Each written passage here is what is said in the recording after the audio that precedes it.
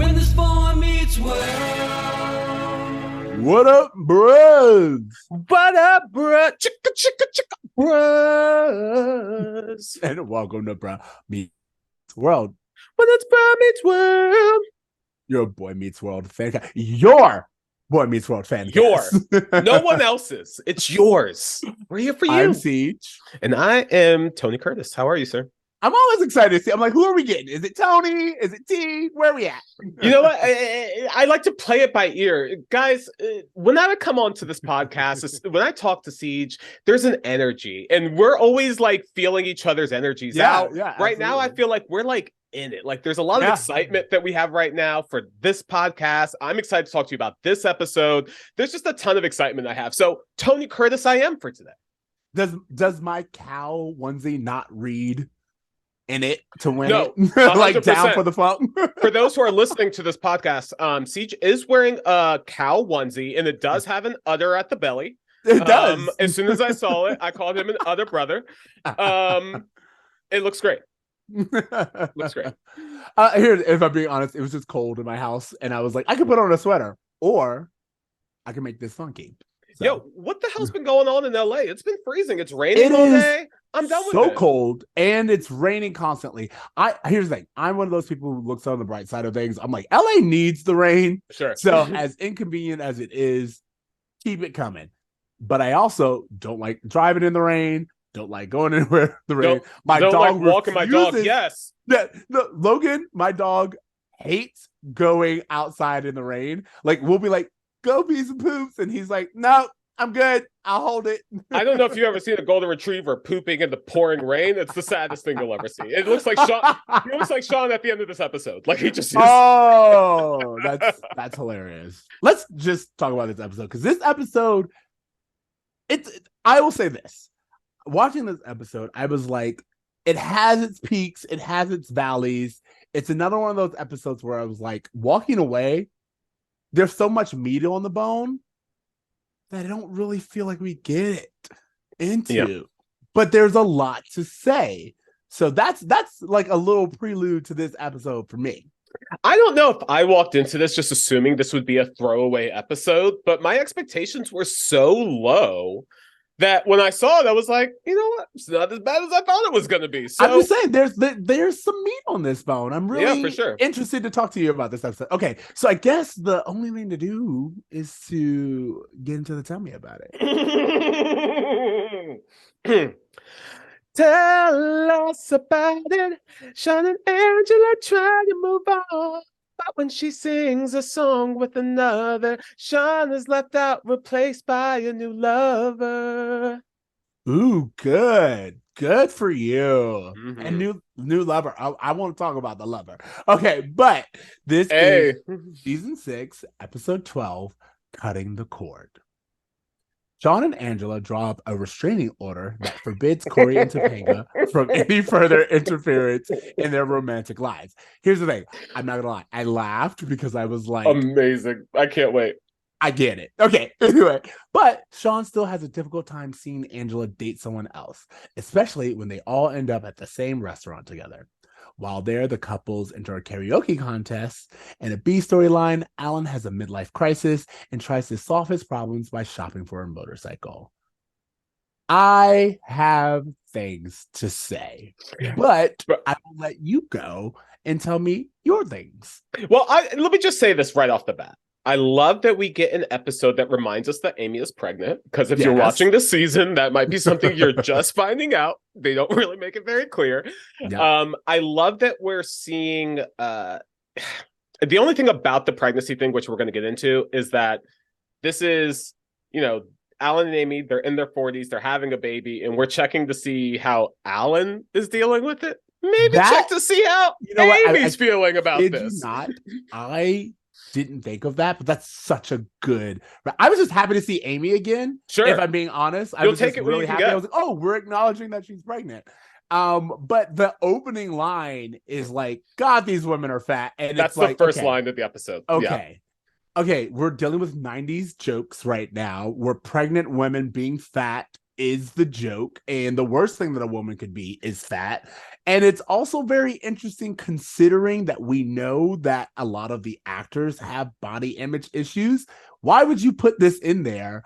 What is funny about a pregnant woman, someone carrying life, being bigger than she usually would be? I have to say, what's funny about that? The reason I kind of laughed when I heard that joke had nothing to do with the joke itself, but just this idea that, for a long period of time, we actually thought it was funny to call pregnant women fat or to make fat jokes about pregnant women. I'm like, how? We all got here the same way, right? Yes, exactly. You know what I mean? This is what life is. I don't understand the joke of it, but it's just kind of funny that even is a thing at all. And of course, part of this scene is the joke is that men don't take women being pregnant seriously or birthing class seriously. And I don't know, I found the whole situation very weird. That does bring me to the first person on our roll call, which is Kirsten Nelson, who I know mostly as the police chief on Psych. Yes, thank you. Oh my gosh, I was like, where do I recognize her from? She's on Psych, but guess what? In the first season of Psych, she's pregnant. And I was what are you, just a pregnant character actor? Are you always pregnant? What are we doing? She's the Ali Wong of the 90s. She's just always pregnant. I was very interested as to did she use this clip to show that she could be pregnant and still act? I have no idea. It's on her reel. She has a separate pregnancy reel. I just thought that was very funny because I was like, oh, I've only seen her as pregnant woman still going about her life, which I guess that's a genre. But she's been in a bunch of things, and also she plays Jessica in this episode, who is the woman next to Amy in birthing class. And I found this weird because it felt like such a shoehorned character to have the woman without her husband who's still married. It's not like there's no dad. He's just, off in the military, and Eric suddenly is without a partner. It was so why did we this was all set up to just have Eric also be in the birthing class. Yeah, I thought that the only reason Jessica's there is to shoehorn Eric into the storyline that has no reason to have Eric in it. Even though we do kind of get this really emotional sentiment between Eric and Alan at the end of the episode, there's really no reason for Eric to be there at all. Does Amy not have any other friends? Does Alan not have friends that he can talk to besides going to Eric? We haven't developed these characters, so we have to lean on our established characters to kind of fill in the places where they wouldn't naturally go. I couldn't help but think about I'm sure you know what I'm talking about, the Fresh Prince of Bel-Air episode where he gives birth to Vanessa Williams in the parking lot of the Staples Center. That is such a more organic, hey, I'm randomly with this pregnant woman, and I, being a non-married, non-father, have to figure out what to do here. Absolutely.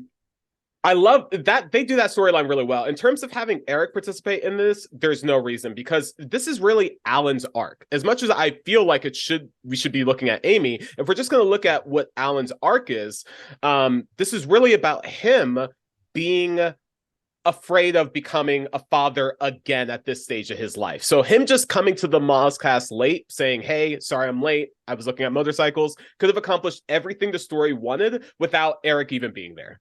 That was my whole thing. It was we don't need Eric, and we don't need Jessica. We don't need any of that for this episode to still work. For Alan to show up late, Amy be like, you left me here alone. For him to be like, oh, I was looking at motorcycle. Give Amy more work to do. Give Amy more lines, and they can have a back and forth. Then guess what? Alan can still go to Eric and tell him his plans and concerns, and we can still get everything that we do with Jack and Rachel. But why not let birthing class be just Alan and Amy and give them the weight of it would give Amy a lot more screen time and a lot more to do other than be a weeble. Yeah. And then also it's a situation that when I was watching it, I was really upset by even the idea of Alan getting a motorcycle, I was like, this is beyond, like, you were late to birthing class to your 40-year-old pregnant wife because you were trying to get a motorcycle. This is insanity. Well, to me, I mean, it's insanity, but I don't think that's the most unbelievable thing a man has ever done. Oh no, it's not unbelievable, but it's just insanity. And sure. we need to, like, I needed Amy to be like, what the fuck? Yeah, totally. Like, I need her to give, she has the right to react. You know what I mean? You know what I audibly reacted to? Alan saying he was 43 years old. I took notes. I was like, 43? 43? This is a midlife crisis. Why am I closer to your age than Cory's age? Like, I cannot deal with these 43-year-olds having a midlife crisis. To me, a midlife crisis is like late 50s, early 60s. And maybe this is just generationally, like, modern medicine has allowed for this in our time. Yeah. But like when he said 43, I was just like, Jesus Christ. And I was also kind of doing the math. I was like, what's Eric, 20 years old? This dude has been a dad since he was 23 years old. Yep. Morgan is going into high school soon. Like, he's thinking, I'm out. I'm finally going to get to do whatever the hell I wanted to do before I became a parent, which I was a child when I did. So like, I can understand his whole, like, I'm afraid the baby is I'm not going to be a good enough father for this child because of my old age. But to me, that has nothing to do with a midlife crisis.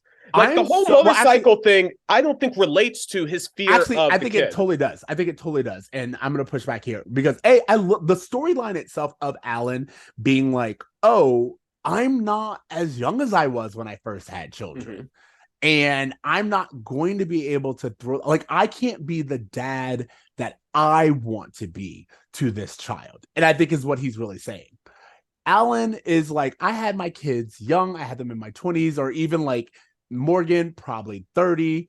And it was fine because I still had the energy. I still could like do things. But like, I'm in my 40s. My back's starting to hurt. I don't sleep at night all the time. And I'm going to have like a newborn. And a newborn is a whole different type of stress. Yeah. And I still have 3 kids, 2 who are in college, 1 who is engaged, and another one who is in grade school. This is a lot going on. And I run a business and I have a newborn. That's a lot of stress. So I get him like kind of freaking out, but I just wish we had gotten more of him freaking out and more of either Amy being there for him or Amy being like, you think this is just easy for me? I have the exact same number of children. Okay, so the thing I think I'm really struggling with is tying his, like, I'm afraid of being old age with this, you know what, I'm selfishly going to get a motorcycle. Because to me, if his motivation was like, we're having another kid, I'm aging, and I'm realizing by the time I'm done with this kid, I'm going to be in my 60s. I'm not going to get a chance to do any of that. Then a motorcycle makes sense to me. Then it's like, I'm going to try to be as youthful as I can in this age I'm in right now. But that's not his motivation. His motivation is like, I want to be really healthy and be a good dad to this kid in my old age, which doesn't communicate motorcycle to me. So I think that to me is just the disconnect. It's just that his motivation doesn't align with his actions. And if he was acting out, there should have been a motivation behind that says this is why he's acting out. But there is a little bit. And here's the thing. I agree with you that we don't get the time that we should get with this explanation, but there is a little bit of him being like, I haven't had, like, when else am I going to do this? Yeah. Like, when else am I going to get, I wanted a motorcycle when I was younger, but I had kids and I couldn't do it then. And then there's this new kid coming, and by the time that kid's grown, I'll be in my 60s. So when can I get this motorcycle? Yeah. This is the only time for me. I have like him, like he's probably like, I have 3 months to get a motorcycle and just be that guy with a motorcycle that I've always wanted to be. But the reality of the situation is you can't be that guy. I just want to say, I really wish that this story arc of Alan wasn't confined to 1 episode. This should have been a season arc. That we should have seen him like itching to do these kind of things, or, feeling hesitation about becoming a dad again from the season's opening episode. Well, But I it's think like that you and I have gotten used to serialized television. Yeah. And this is still totally. sitcom where Yeah. it's like problem, peak, solution. It's Yeah. just like that's what we're doing. And like, to be fair, like, we're experimenting with serialized television because that's what we're doing with the Sean and Angela storyline. Yeah. But I think for them, it's just like it's too much to keep like two storylines continuously going. I'm saying if you're gonna do season arcs, do them for every character, because not only do I wish we would have seen more of that, I kind of wish this would have been an Alan and Amy bottle episode, which I know would never happen in a traditional sitcom world, to have an episode just focus on these two characters. But to your point, what's Amy's response to what's going on? Alan, you're freaking out. I don't even know if I can deliver this baby in a healthy way, bro. Like, how are you making this about you? Like, there's could have been so much more that they focused on. If they eliminated all of the Eric bullshit and just focused on Amy and Alan, it would have just been a richer episode. Not, I know, a family sitcom, but just something more depth. Or hear me out. Have Eric be that kid stuck in the middle. Have Eric be like, Eric went to the class.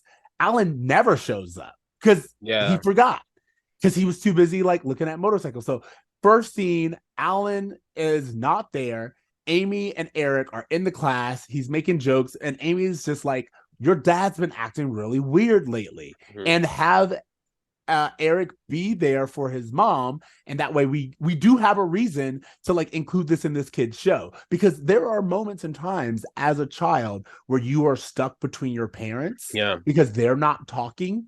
And what does that responsibility look like? Feel like if we're intent on teaching as we do with Boy Meets World, then let this be an example of Eric is there for his mom during birthing class, and then he goes home to his apartment, and Alan just shows up, and he was like, hey, I got a motorcycle, and Eric's like, yo, why is this why you weren't at birthing class? And then again, we still get all of our attention, but we just are able to give the parents more to do, and it actually makes more sense for Eric to be there, and it's just kind of like it flows a little better. You know what? That's a great point. And the one thing I do want to say that I really like about this storyline is that I love the fact that we are focusing in on this feeling of, what's it mean to have a new baby when you're an adult and you already have kids and responsibilities. Like, I mean, in this case, to your point, 2 kids in college, 1 is engaged. This shit's expensive. He's a small business owner. Like, there's so much on this feeling that, hey, I thought I was almost done, and now I have to start over again. And I feel like this is a highly relatable thing for a lot of families. And I'm really glad that they took the time to kind of focus in on what that feels like to go through, and what that feels like to be like, oh shit, like I have to start over now. I think what's interesting is like the same thing happens with Rachel and Jack's dad. They all say, oh, my dad did the exact same thing. Like, it's not like to your point, it's not just the kid, it's everything. You're just at that age. And just to kind of like going back to what you were saying, I remember, I think midlife crises used to be like 35. Like 35. Like, no, like think about 90s television, and they'd be like, oh, he's going through like a midlife crisis, and the character would only be like in their 30s. And I think that's funny because, like, I say all this to say, one thing that Alan's concerned about is something that you're not really going to be able to overcome, because when you're younger, older people are just older people. So Alan's like, I'm just going to be his old man. And I'm like, yeah, but for a kid doesn't know that.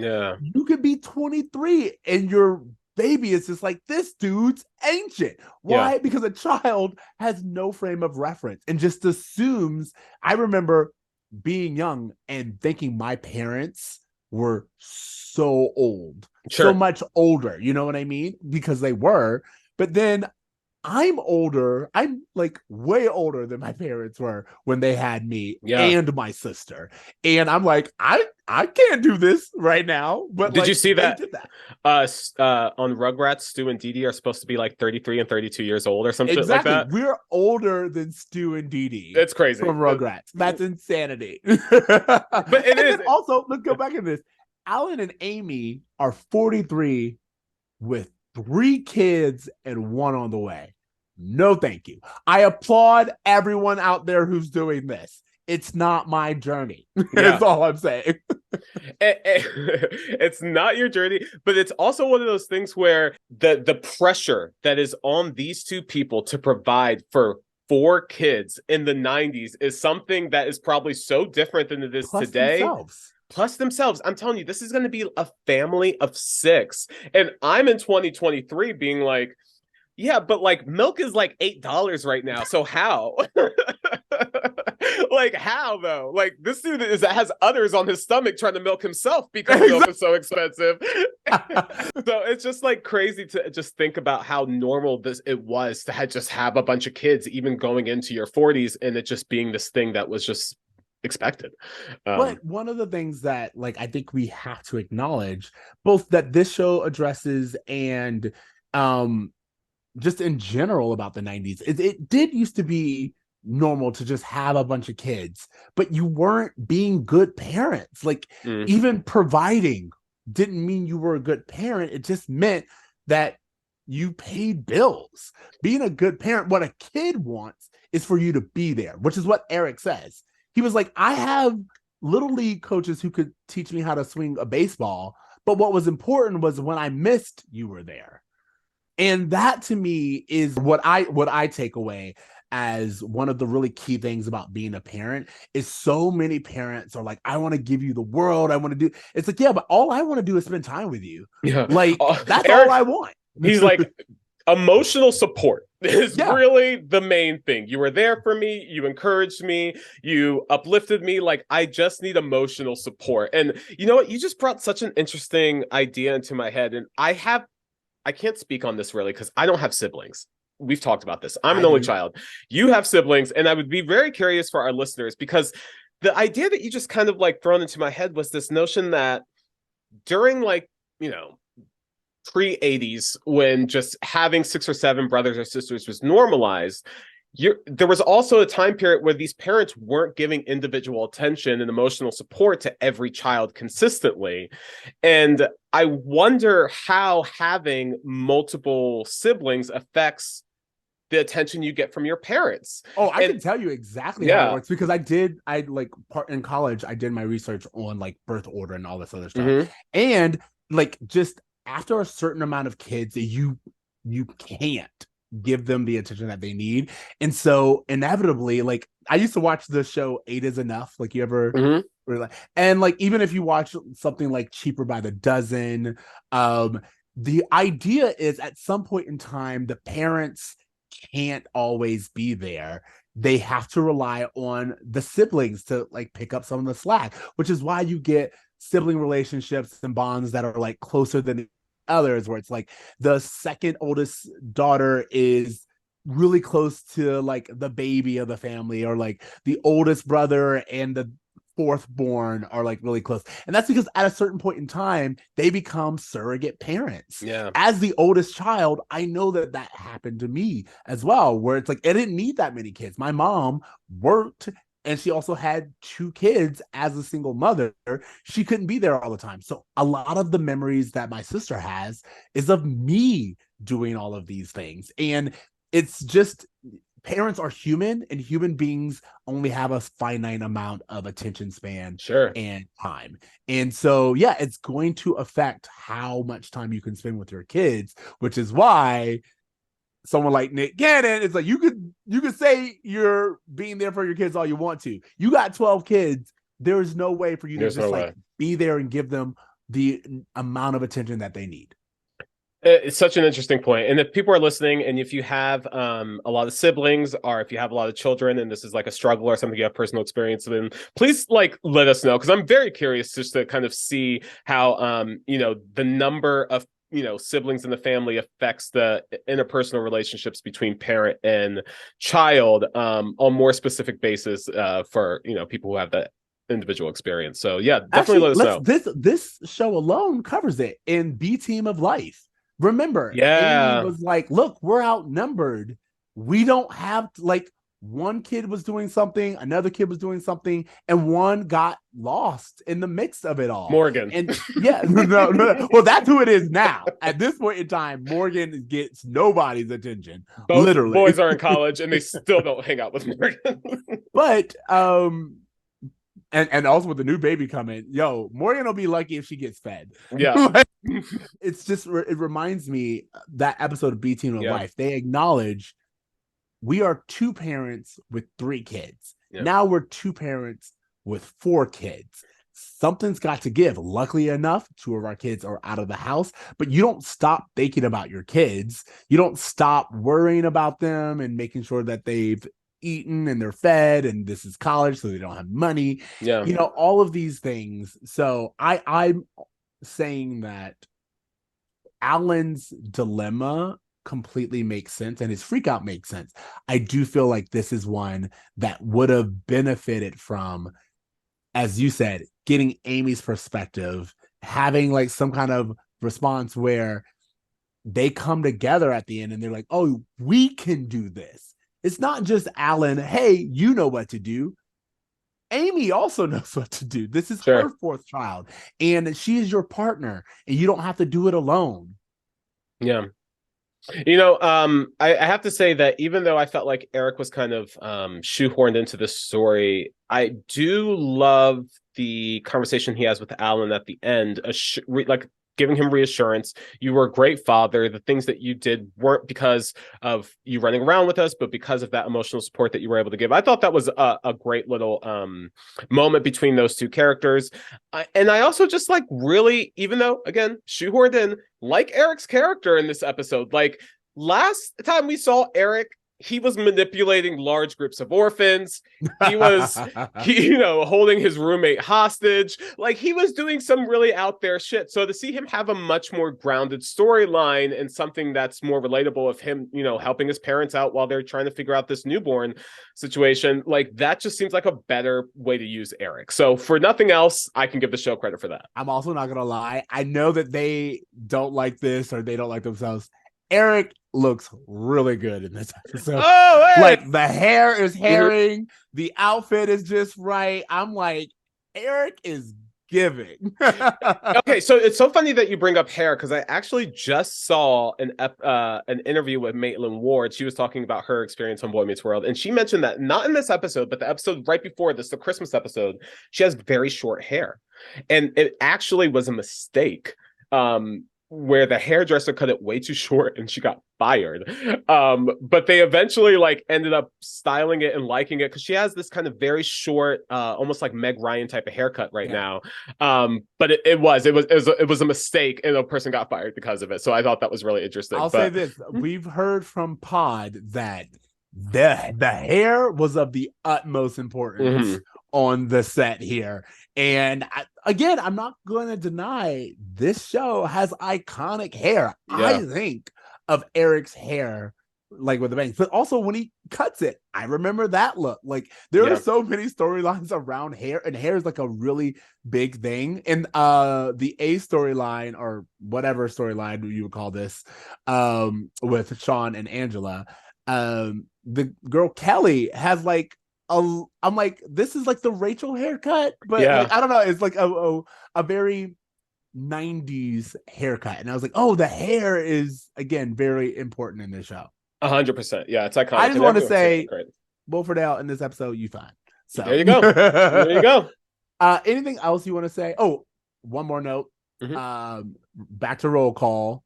Jeannie, I think it's Jeannie Jackson or Jean Jackson plays the instructor.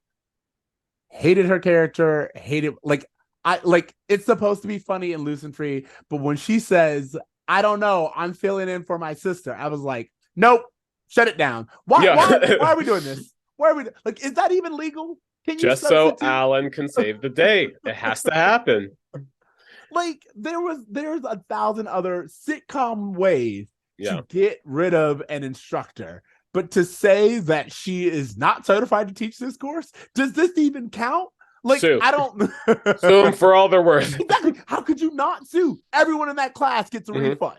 At the very least. What are you going to do? Give you a coupon for the next one? Like, modern day, those Yelp reviews, 1 star.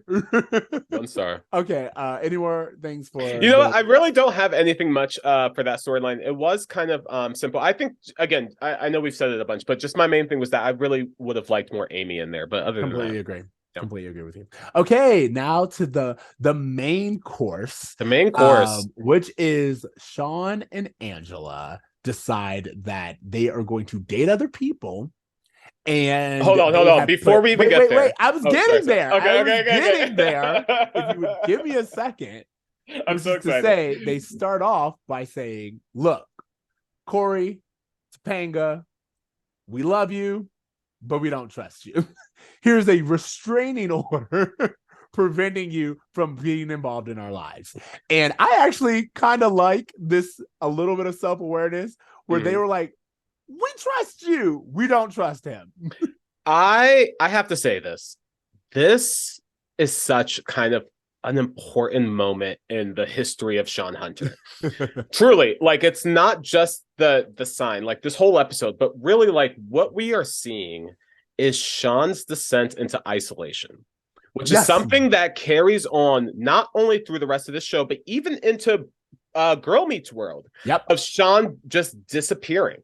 And you know what? I have to say, after watching the last few episodes, after watching the way that Cory has abused his trust again after again, at episode after episode, seeing how he tried to trust Topanga and that didn't work. Now he doesn't have Angela around. Like, I get where this dude is coming from. And so, like, when it started with that restraining order, and, you know, not only do I just think, like, finally someone is making Cory be accountable and being like, no, I know you say you're going to do this, but I need this legally in writing that you're not going to do it. I love that they're calling that out. But just for it to start with him giving his best friend and his best friend's fiance a restraining order, and then the episode that end where the people he gave the restraining order to are the only people he has left.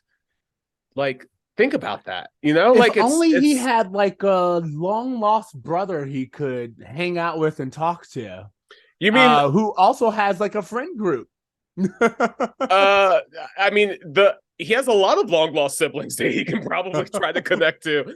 But yeah, no, totally. Like, there's no point where he thinks that Jack is a source of home, like some kind of comfort for him. And I mean, I think that's obvious that they've spent no time together. So of course he doesn't feel like that from Jack. So I know it starts with a restraining order and it's a funny joke. I just want to point out the fact that, like, this is like the first step in something that I think is going to keep on going with Shawn's character from this point out. Very true. And to your point, I like that it makes sense. We've actually seen the kind of fraying of Cory and Shawn's relationship. And it does have to do with Cory constantly violating Shawn's boundaries. And so I do understand how a boy whose parents are constantly on the run, who's constantly finding out about different family members in different places, and the ones that he does know about aren't really on the right path, and him just inherently having this kind of like sense of wanderlust and need to be independent just from the trauma of being raised in that environment. All of that put in a college situation where the only people who he considers family are his best friend, his best friend's fiance, and his girlfriend. But his girlfriend, he himself was like, I feel like I need this time to just explore me. So he left that link, but it's also causing friction with everything else, and he's finding himself isolated. Yeah. That recap, this makes total sense for the Shawn character. Yeah. And I'm looking forward to see how they resolve it. What I love, even acknowledge it. Yeah, sure. The way that it should. Definitely. And what I love is that Shawn's instinct is, hey, me and Angela are done. high school Sean's back, baby. The lion's out of the cage. Like, he was so like, I'm so ready to jump into this. I'm so ready to jump back into it. And then we cut to the date, and this motherfucker is miserable from the jump. He reminded me so much of, do you remember in Long Walk to Pittsburgh after Topanga leaves and Sean tries to have the double date with him and Cory is just like complaining that like he misses Topanga the whole time and all the attention goes towards that. Like, he's too miserable to have fun on that date. Reminded me so much of this episode. And isn't that the one with the... Are they twins or like they were like British twins or something like that. Yeah, there we go. Yeah. And so it just kind of reminded me of that whole thing of like someone feeling like they have to be on a date even though they're clearly uncomfortable and don't want to be there. I'm like, bro, go home. What are you doing? Why are you here? Kelly, his date. Go home. So much. I was like, that brings me to roll call. This is Heather Marie Marsden, who is credited as Heather Marie Wayne. Who plays Kelly. Relationship to Jason Marsden? Trust me, not from what I can see. But I absolutely was like, is this a Jason Marsden connection? But nothing that I could find. But anyway, all of this is to say, this was another one where it's like, I don't like the way they're writing this character. Yeah. Because Kelly, have some self-respect. Definitely. Like, she is too understanding. Yeah. She's too understanding. Like, it's one thing to go on a date with a guy who's clearly like having some trouble, but I need her to, like, even when he's behaving this way, she's having like these little side conversations with Topanga, and she's like, no, it's fine. I understand. He's clearly going through some things. I've heard good things about Sean. I'm willing to overlook his current behavior and his clear not over his exness and just make this work because that's what I want. And it's like, no, she deserves to be like, what is going on here? Yeah. Why'd you set me up with this? At the very least, be like, oh, hey, your ex just showed up. Can we go to another restaurant? Can we bar hop? Can we go somewhere else? Is the movie about to start? Like, can we leave? Or do I have to watch this guy stare at his ex the whole Kelly night? To have some agency, and I want her to say, as you said, give her a line. Can we leave? Should we go somewhere else? Like, give the opportunity to change things up, because right now, no one is comfortable. And more than anything, as Kelly, I'm not comfortable. That's all I want. You know who seems to be the most comfortable, and shout out to Nettie for last week for kind of letting us know that this was going to happen. Angela's hotation phase is in full effect, and she seems very comfortable with Ron, her new boyfriend, or her Ron, new guy. Played by Kareem Prince, who I looked it up. He like a little character actor. He was on a bunch of things, but a show called Freaky Links. He also did 33 episodes of Bold and the Beautiful, but most importantly, he played the blue alien Power Ranger in Mighty Morphin Power Rangers. Okay. That's what I thought we would really be interested in. A Power Ranger. Nice. I was like, when I saw Ron come in, I was like, okay, melanin. Well, Angela said, did you know this too? Other black guy on campus, and we're going to make this work. That when Sean and Angela broke up, the first time we met Angela during the Purse episode, she went out with a black dude too. So I was just like, I think she's like, man, I don't know if I want this white dude, their drama. Like, it's too much. Maybe I need to find a brother I can take home. I kid you not. And I'm saying this playfully, but I am currently engaged to a white man. Yes, you are. And there are plenty of times where I'm like, yo, if this don't work out, never again. And then, like, to me, it was like the fact that I am with you proves how much I love you. Definitely. And I think that that's what they're saying with Angela, is that Angela could get, and yet she chooses. Yeah, she chooses. She chooses Sean. Okay, can we talk about the karaoke part of this episode? Did you think I was going to skip over that? Because a few things. One, I want to talk about the restaurant in general. What kind of restaurant is this? Tiki bar, right? What is with the tiki themes? We love a tiki theme in this episode. Ceej, I'm gonna have to stop you. I love a tiki bar in general. I love a good tiki bar. Have you gone to the tiki bar in NoHo? Oh yeah. There's a tiki bar in NoHo that does karaoke. But the thing is, it doesn't look like this. Because it's a bar. Yeah. But Yeah. no, if you haven't, I'll send you the link. We should go. Yeah, because I was like, I've been to a tiki bar in NoHo. I don't know if it had a karaoke spot, but yeah, we'll definitely 100% go to that. Because again, I love a good tiki bar, but not that anyone in the show drinks, so I don't know why they're there. What's crazy to me is just how don't we use like the tiki set? For me, it felt like this was what we this had was left available. over from the game show episode. Yes. It's Chubby's becomes a pirate theme. Yes. Right? Yeah. But I feel like we do tiki somewhere else. I just Buccaneer feel like burger. Yeah, I just feel like I was like, this feels like a lot of this is what we had. Let's make the restaurant a theme. Let's like fill it in some way. But also, as you said, they can't be at a bar, which would make way more sense. Mm-hmm. They're at a restaurant, a sit-down restaurant with karaoke. What sit-down restaurant has karaoke? What karaoke place doesn't serve alcohol? I don't know a single one.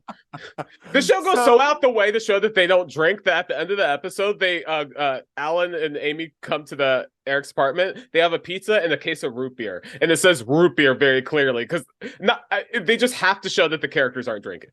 That's like even the grown adults. Mm-hmm. Okay, so going back to that karaoke, I will say, while I was like, okay, vocals on Ron, Ron came to say, I can sing. That's how Ron got this gig. He's like, hey guys, I can bring some vocals to this. I'll make it happen. But one, why would you select the songs that they're selecting? Yeah, knowing that your ex is there. Number one. Number two, there was no chemistry between Angela and Ron on that stage. I was like, this is a first date. Y'all should be having fun. Like, y'all should be like I will say Kelly pulls her weight when it's her and Sean on stage. Definitely. She's like, she gets this. She can sing too. Date. We're trying to have some fun with this. I'm trying to get to know you. That makes sense. But Ron and Angela, I was like y'all are just two people on stage. You know what? I have to say that like being in the same restaurant as your ex can sometimes be uncomfortable. Yo, has this ever happened to you? Have you ever just been like you and your fiance hanging out and all of a sudden just an ex walks into the bar or into a restaurant or some shit like that? No, because my ex lives on the other side of the country or is one of my closest friends. So okay, so this happened to me with my high school girlfriend. After we broke up, me and my next girlfriend went to a restaurant near Disney, and we walked in and there was no place to sit but at this table. And as soon as we sat down, I looked at the table right behind us, and there my ex was. And it was just so uncomfortable the entire time. And to the point where I'm like, do you want to eat fast and get the fuck out of here? Did you stay or did you leave? You know what? We didn't leave, but at one point, and I feel really bad about this, my ex left. Like she just got up and left. And I think it was really uncomfortable for her, but it was an uncomfortable position. Like it was just an uncomfortable thing. Like who would have thought that this would have happened where we'd been at the same place at the same time? But for them on this show to be like, oh no, it's cool, we're gonna stay, like let's do karaoke, like let's just enjoy this moment, even though there's clearly so much awkwardness from that person being 10 feet away. To me, it just didn't make any sense why they didn't just go. I was gonna say, like, you seem to have answered my question, but you're in a restaurant, anyone who you have uncomfortable tension with is there. You guys constantly are seeing each other. Do you leave? Or do you, because I feel like part of it is just like, nah, I'm here. You know what I mean? Like, sure, yeah. You leave. And I don't know if, like, for me, I don't know if I'm that person, but like, I don't know. How about you? Are you leaving? I guess it really depends. But I would say at the very least, there's not like this, like, oh, let's just hang out. Let's just like talk and talk and talk. It's more of just like let's just eat and then like go somewhere else. Like I'm not like rushing to get out, but I'm also not like trying to stay and hang out and wait for karaoke to start in the next 2 hours. Like, let's go. Like, I don't know. Should Cory and Topanga have been like, yo, let's go somewhere else? And that's what I was thinking too. I'm just thinking like, if you're trying to hook Sean up with another girl, if you're trying to help him to move on, why stay at this restaurant where he's just staring at Angela the whole time? Like, what? Por qué? We know y'all aren't far from home. Go drive to Chubby's or whatever. Yeah. Peg leg. Everything is within a 10-minute walk. Where they live, the apartment, the high school, the college, it's all within walking distance, apparently. So yeah, just go home. Okay. One thing I just do want to say is that if I were going to pick a winner of the karaoke contest, it would be Angela and Ron. Are we talking vocals or performance? Because again, they have the vocals, but there's zero chemistry there. 100%, and I get that. I actually thought that Ryder Strong has a nice little sweet voice. It's kind of quiet, but he's on key and he hits the notes, and it was good.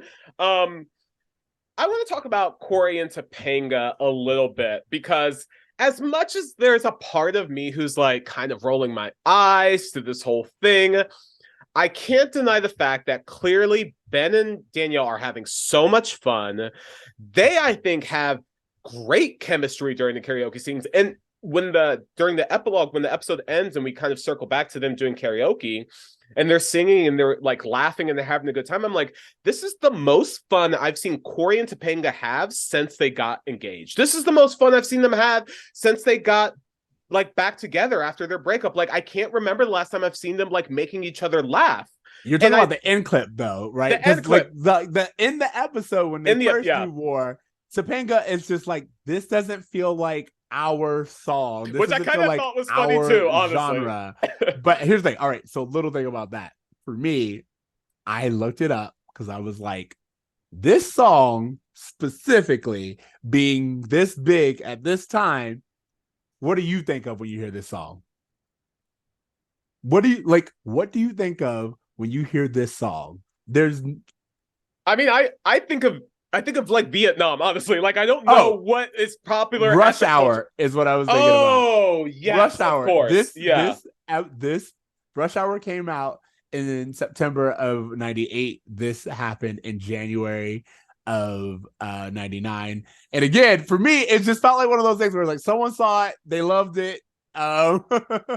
It was in the zeitgeist for whatever reason at that time period. Yeah. Clearly they're just kind of goofing around. And to your point, I don't know that the post-credit scene is even canon. I don't know if that's a blooper or what that is.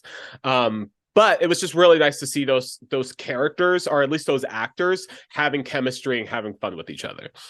I will say, there is. I thought that the karaoke selections, again, it's just like, why would you sing It's in His Kiss?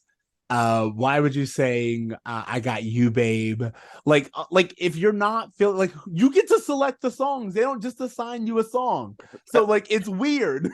I mean, knowing Boy Meets World, they got the cheapest songs they could find. No, I know that, but I'm saying in universe. Yeah, sure. Yeah, like why in the context. Yeah, these songs.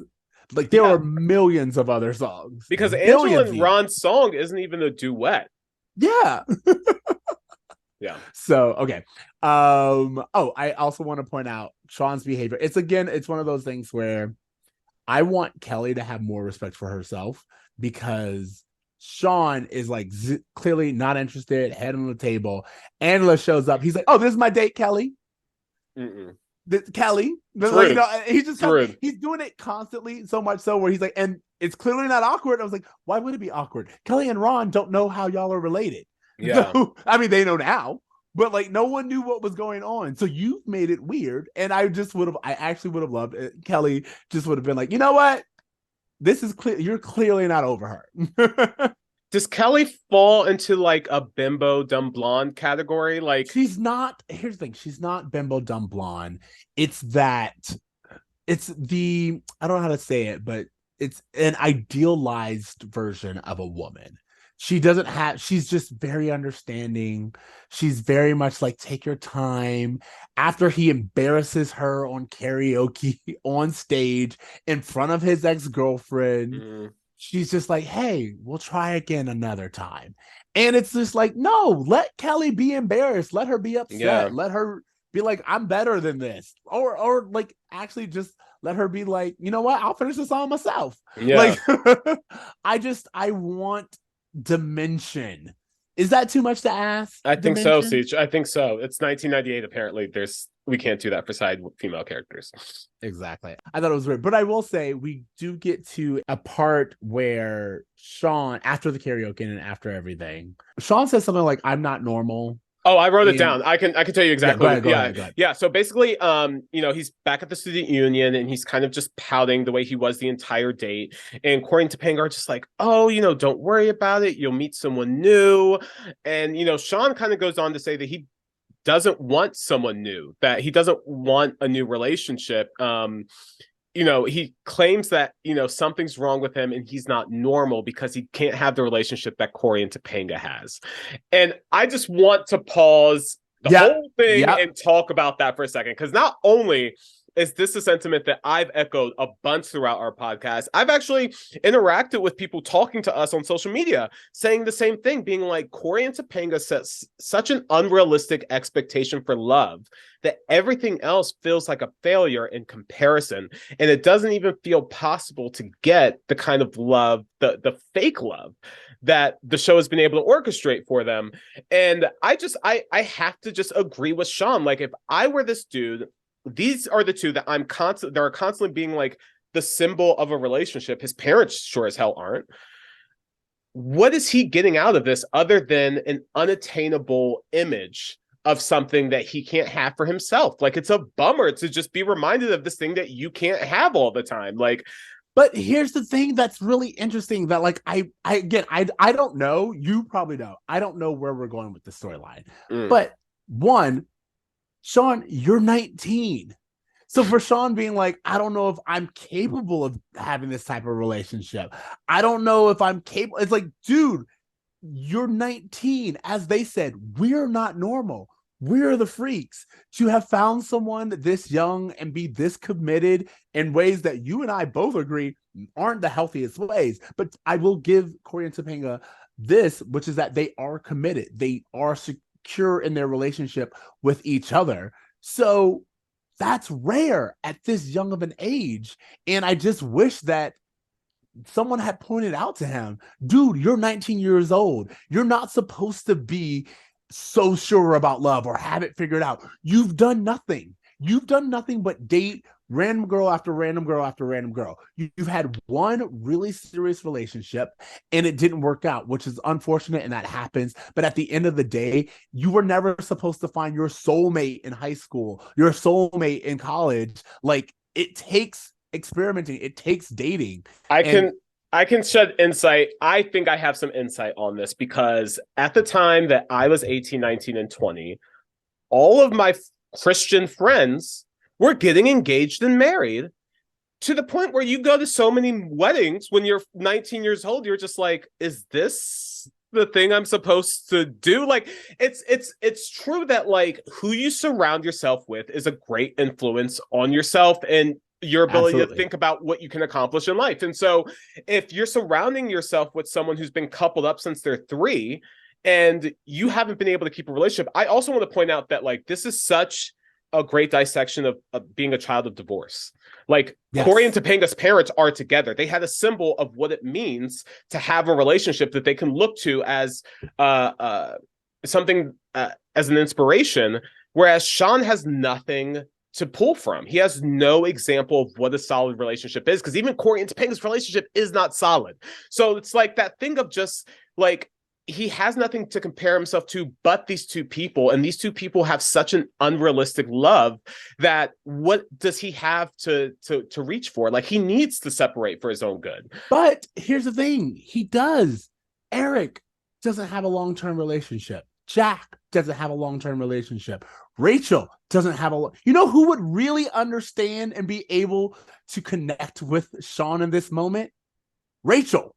Someone who committed and moved their entire life to be with somebody, and then she's recently broken up and had to figure out a way to move on. Wow. This is a perfect moment for Rachel and Sean to have a storyline together where she's like, hey, you will get through this.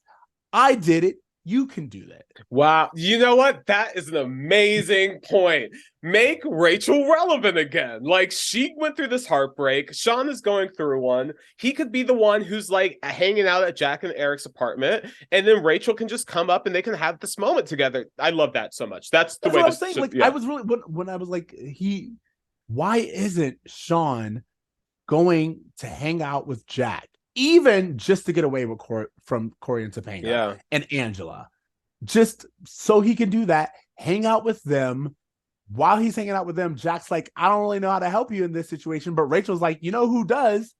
Me. Because I broke up with someone and I had to figure out how to put my life back together. And I also had to learn that it's not just me. I have 2 roommates, 2 friends who I enjoy, and they help make my life complete. This is my thing. It's like the thesis of Boy Meets World is, at least with Cory and Topanga, and to be fair, we even kind of get into this with Girl Meets World, is life is not complete unless you have a partner. And finding that Cory and Topanga love should be the goal.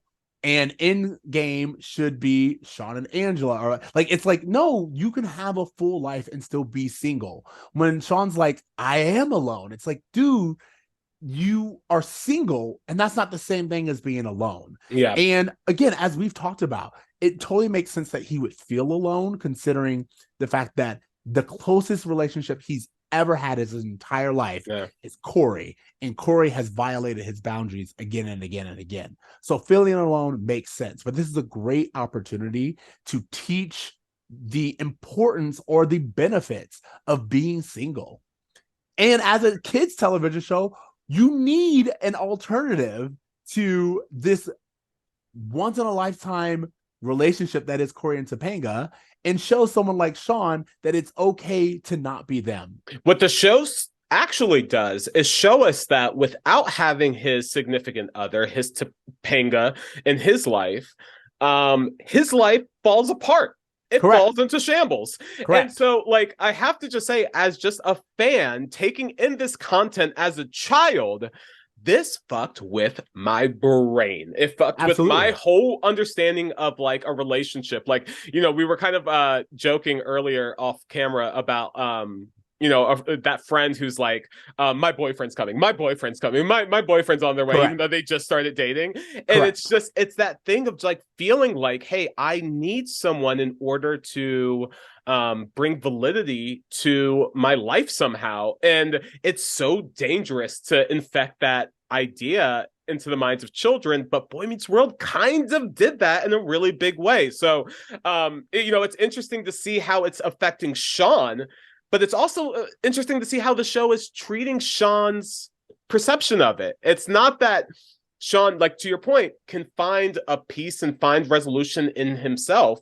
He falls apart without having someone. But here's the also dangerous part of that. In this storyline, because let's just track it. Because Sean decided that once he got to college, he wanted to be single, he broke up with Angela. And Angela stood and waited by to kind of like see how it would feel. And Sean was like, actually, I'm not going to go for it. I still need to be single. So Angela was like, fine, I'm going to move on. But now that she's moving on and she has Ron, or she's going to do her rotation, as you should do in college, Sean is starting to spiral in loneliness. And what's that going to do to Angela?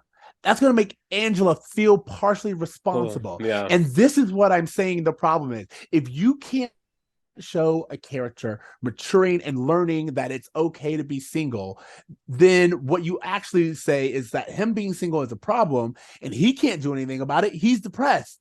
You know who's responsible? The girl who he jilted. That's her responsibility. You got to think about your ex now because he's spiraling. Are you just going to let him do that? Or do you actually care about him? And you get into this cycle of women being taught through television and media and society that it's their responsibility to take care of the man who hurt them time and time. So true. Because like, honestly, when Angela's, go ahead. Well, I was just going to say, when you recap it like that in terms of how Angela's literally just been kind of like hanging around waiting for Sean to get his act together. It's like, yeah, what right do you have to be upset over this girl that you told twice you didn't want to date? So like, what are you really upset about? And so like, I thought you just brought up a great point there. Yeah, I just wanted to point that out that like, again, Angela living her life, having a good time, but we see Sean feels like, oh, I'm alone. And he's a sympathetic thing, but it's important to remember that you chose to be alone. You wanted to go on this journey. So why not let him go on this journey? But being like, hey, actually being single is where I need to be right now. He is choosing to be alone, but we also have to like and here's the thing, like if we're looking at wait, again, not alone, single. There's a difference. Yes. Yeah, you're right.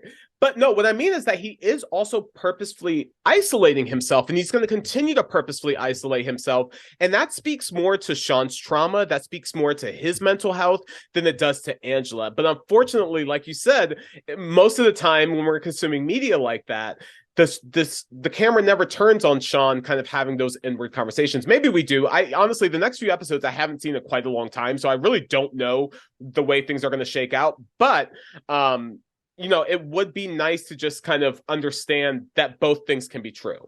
That Angela could just choose what's best for her in a way that's not an attack on Sean and to make him feel sad.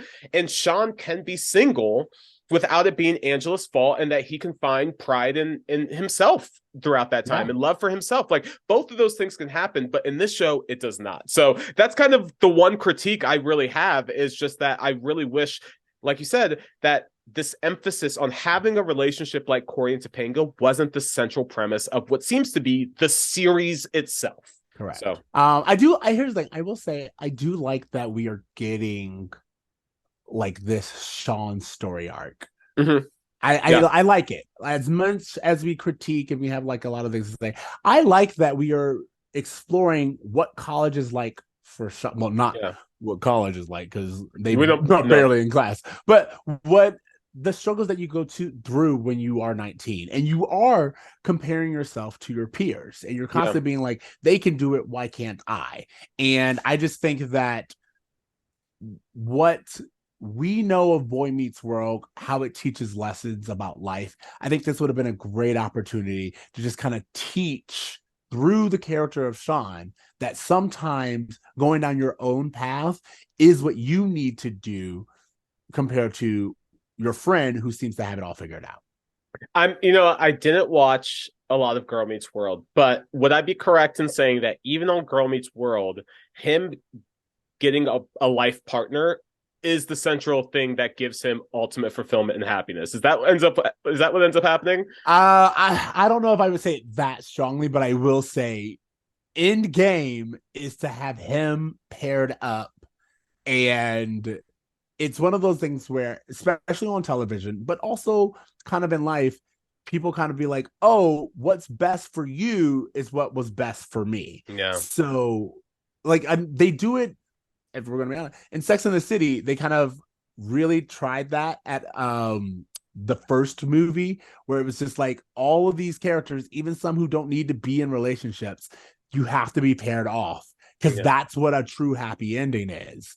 And what I really like is later on, they kind of course corrected and they had the character Samantha be like, actually, I do best single. That's me at my greatest. And I've done the relationship and I proved that I could do the relationship. But relationship isn't in game for me. Yeah. Being the best me is in game for me. And that to me is a more important lesson that needs to be taught as we enter a society that's kind of changing and people aren't dating as much as they used to, and they're not like, you need to be able to be fulfilled as a single person and know that life can be fulfilling even if it's just you. And I know that seems weird coming from someone who's engaged and someone who's married, but in reality, like for me, I only met my partner because I had gotten to a place where I was like, I'm cool. I don't need to find someone else. Well, then I stumbled into it. It wasn't like I was like, I need to find this thing. I need this Cory and Topanga love. I just honestly was like, I will be okay being me. Well, I would even say that even if you're lucky enough, or you end up with, I wouldn't even say lucky enough, because it's not always luck. If you end up with a partner, if you go into that relationship with that mindset of like, I need a partner to feel whole, that relationship is going to have problems anyway. So correct. Like I just feel like there should always be a place for, whether you're single or in a relationship, to just feel comfortable with yourself and feel comfortable knowing that you can meet your needs and you're not dependent on anyone else for your happiness. Like that is just something that I feel like everyone can benefit from. This has been Bruh Meets Therapy. No, Do you have anything else you want to say? no, I think that's it. I have a few observations that I want to say just Sure. about like the entire episode. Yeah. One, I will say this is your Middle East crisis. Hilarious. So, also, when Eric goes, Miss, mine's broken, both the first time, but especially the second time when Jennifer goes into labor, hilarious. And then lastly, what was going on with Angela's hair at the end when they're all in the quad? Did you see her hair? You know what? I All have those to say, ribbons? I didn't pay attention to it because I was so distracted with Ron being there because I was just like, oh, Ron's hanging out with all these white kids. I wonder what this is like for him. Like, my mind went on the whole other thing. like, okay, Ron's still there. Like, Yeah. Ron was like, I'm more than just a little bit. We seeing each other. I'm in the friend group hang. Yeah. So I was like, good old Ron.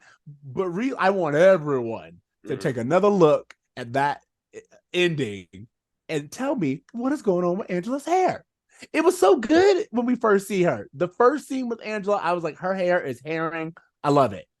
This last one, I don't know who made that decision, but please make a different one. She did. Again, all of these choices fell on her. Here's the thing. And I'm going to tell you right now. I'm not excusing it.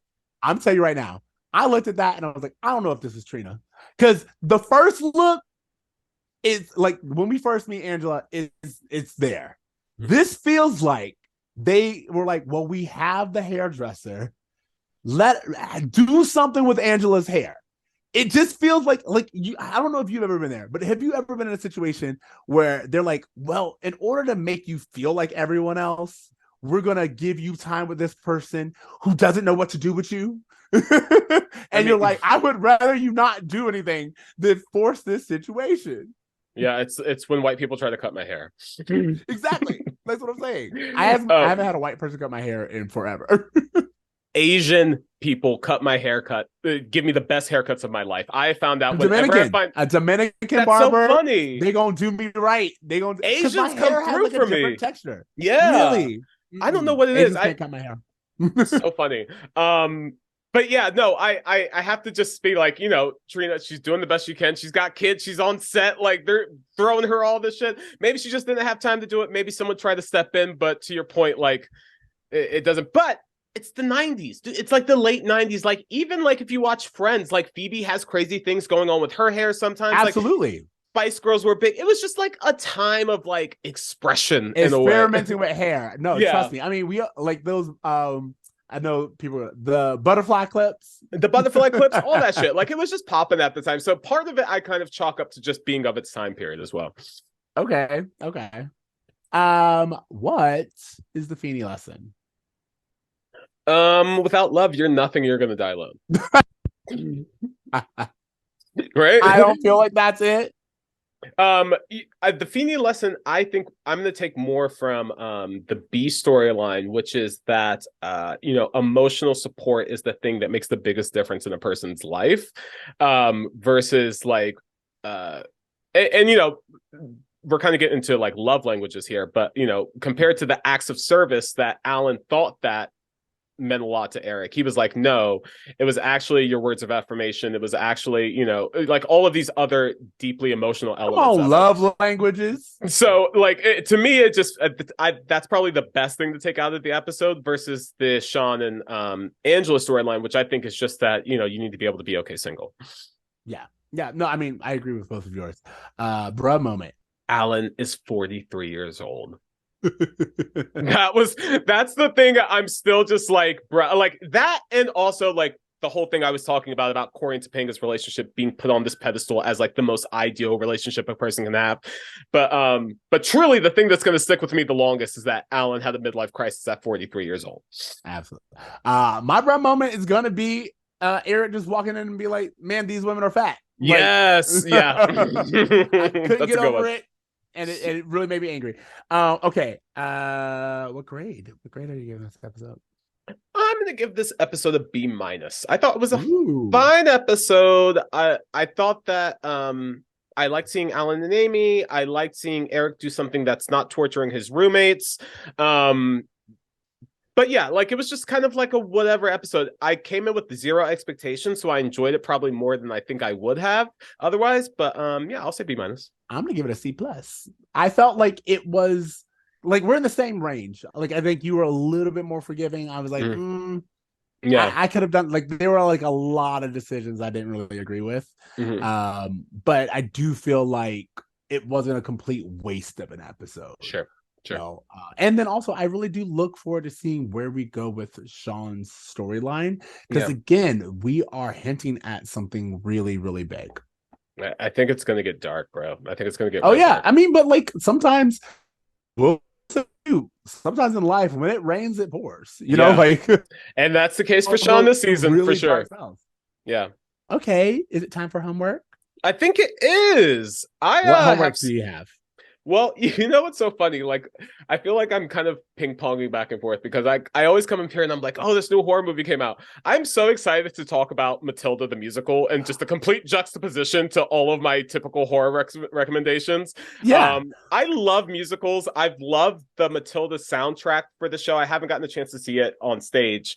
And I've just loved, there's like a few songs that I really, really love. Not all the songs are as strong, but there's about 2 or 3 really great ones. But this Netflix movie that they've done, Emma Thompson eats at this role as the Trunchbull. She is eating every scene she's given. I'm just like, okay, Emma Thompson, like you just turned this. She turns the Trunchbull into like, you know, when you see like actors like being like, oh, I want to do my turn as the Joker. Yeah, like. I thought she made the Trunchbull so interesting that I'm like, oh, I want to see all these women do like different renditions of the Trunchbull, because like she just had such a great, her prosthetics were amazing. The kids had phenomenal performances. I still prefer the Danny DeVito film of the 90s. I mean, always. How are you going to overcome that? But in terms of just like a really fun movie with some great music and just the bottom line always being that kids have more power than we give them, and that they have more autonomy than they're given. I just think it's just a great lesson all around. So I just think it was a really good movie, great performances. The songs are stuck in my head. The choreography is all over TikTok right now. Like everyone is trying to do the Matilda dance, and it's just because the choreography is fantastic in this movie. Some of it gets a little like, I'm not gonna lie, it's not a perfect film, but I genuinely thought it was a fun Friday night. So I recommend that. I've heard nothing but positive things, and every single person that I have every single person who has spoken about this has said that the Matilda musical it just hits. So can I tell you this one thing about it?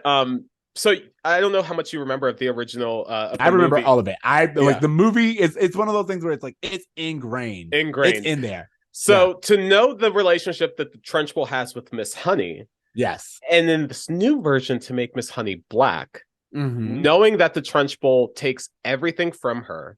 Ooh, we saying something. We making statements. There's some subtext that I don't know would have been there otherwise, but to me, I was just like, oh, I'm picking up on the subtext. I don't know if it's supposed to be there. I don't know if they purposefully casted a black actress for this role, but it works on a different level because of it. So yeah, definitely check it out.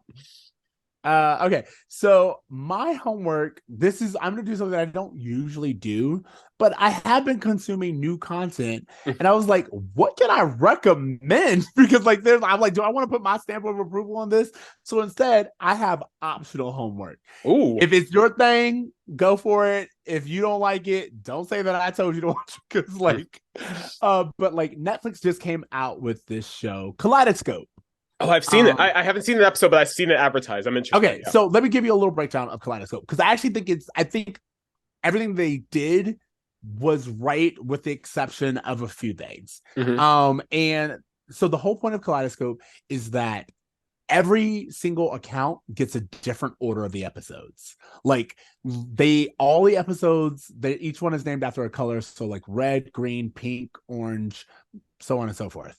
And your own episode order may be different from my episode order. You can watch them however you can watch them out of order. Like there are plenty of things online to say, like, if you want to watch the story chronologically, this is the way to do it.